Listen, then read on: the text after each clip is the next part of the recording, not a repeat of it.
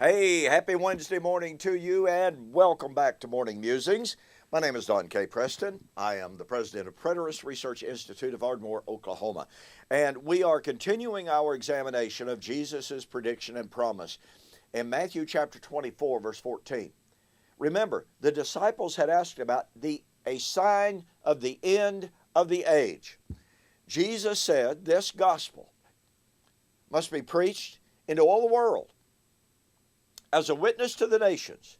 Then comes the end. He uses the term to telos to refer to the end.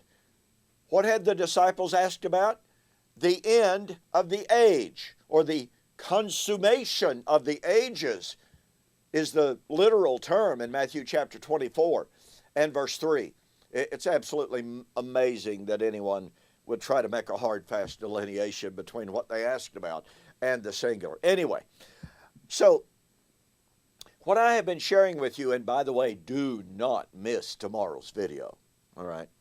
Anyway, I've been sharing with you how the New Testament writers affirm, as Paul did repeatedly, that by the 60s, by the early 60s, the gospel had been preached into all of the world. And they affirmed the end had drawn near. Here is the book of Hebrews, written mid-60s, perhaps even late. Some take it as late as 68 or 69 AD. I don't know if that's absolutely correct, but some scholars and commentators certainly take that view. So here is the book of Hebrews affirming what? Now, keep in mind, Hebrews written during that period of time when the gospel had been preached into all the world. Here is Hebrews affirming, and now, in a very, very little while, the one who is coming will come and will not delay. How much more urgent could that be? Okay, we come now to the book of Revelation. We've taken this really quick survey of the New Testament references that either explicitly say the gospel had been preached into all of the world. And by the way, we didn't look at 1 Thessalonians chapter 1. We're going to look at that later. But in Thessalonians, it's affirmed that the gospel had been preached into all the world. Again, we'll look at that later. But we've taken this survey. We come now to the book of Revelation. And in Revelation chapter 14, this is an absolutely remarkable passage. It is a direct echo of Matthew chapter 24, the Olivet Discourse. And Jesus' statement, the gospel must be preached into all of the world. Then comes the end.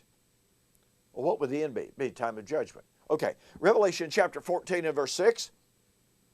John said, I saw another angel flying in the midst of the heaven, having the everlasting gospel to preach to those who dwell on the earth, to every nation, tribe, tongue, and people. Wait a minute. Here's the gospel into all the world. Matthew 24, gospel into all the world. Saying with a loud voice, fear God and give glory to him, for the hour of his judgment has come. It has arrived. It has drawn near. And worship him who made heaven and earth, the earth and the sea and the springs of water. And another angel followed, saying, Babylon is fallen, that great city, because she has made all nations drink of the wine of the wrath of her fornication. Folks, unless you've got two great commissions preached into all the world to announce imminent judgment. And here's a remarkable thing. You know, Matthew, Mark, and Luke all contain the Olivet Discourse. John's gospel does not contain the Olivet Discourse. But as many commentators have noted down through the centuries, the book of Revelation is John's expanded Olivet Discourse.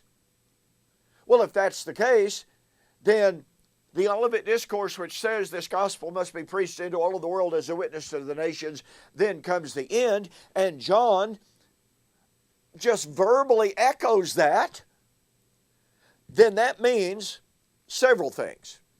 It means that John in chapter 14 is talking about the fulfillment of Matthew 24. And it means that Babylon is Old Covenant Jerusalem. This gospel of the kingdom. What gospel of the kingdom? The gospel of the impending fall of Jerusalem in AD 70. Revelation 14, another angel came saying, Babylon is fallen, is fallen.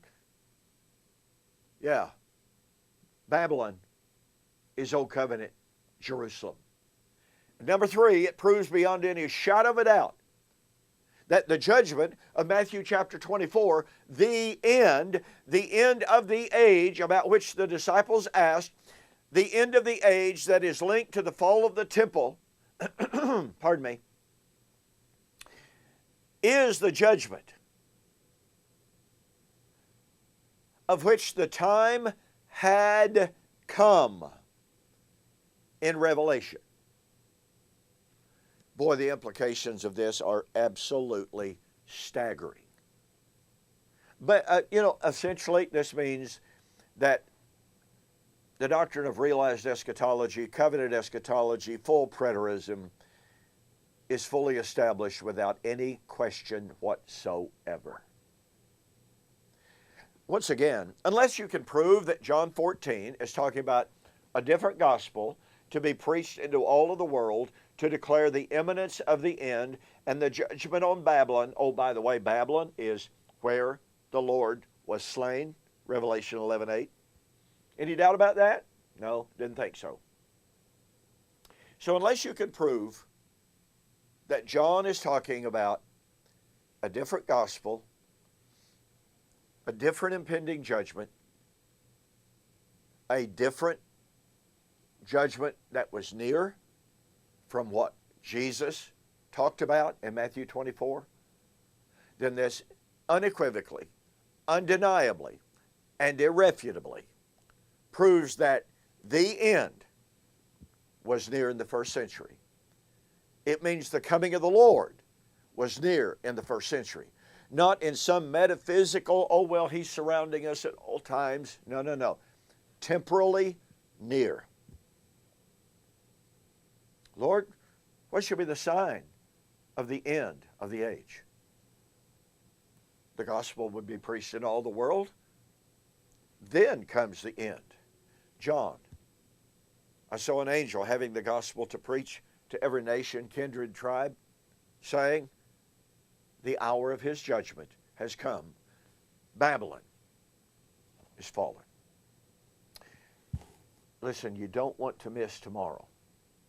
I'm going to show you that all of these time statements about the nearness of the end in light of the fulfilled Great Commission cannot be dismissed, cannot be mitigated, cannot be denied without calling the apostles of Jesus Christ false prophets, liars, men to be rejected and even condemned. Yeah, you don't want to miss it. So, anyway, go to my website, donkpreston.com, BibleProphecy.com. Order the book, Into All the World Then Comes the End, and The Elements Shall Melt with Fervent Heat, for our August 2-book special. Again, normally these 2 books would cost you over $40, right at $41. If you ordered them separately, you get them together. Total price, delivered to your door, $30.